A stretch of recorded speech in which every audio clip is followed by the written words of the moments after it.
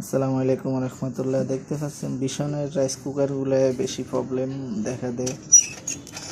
এই বিশনের rice cooker এটা সমস্যা হলো থার্মোস্টেট শর্ট, তারপর পাওয়ার আসে না, থার্মোস্টেট শর্ট আছে, তারপর সুইচ জ্বলে গেছে, ওভারলোড দিতে হবে, সুইচটা জ্বলে গেছে।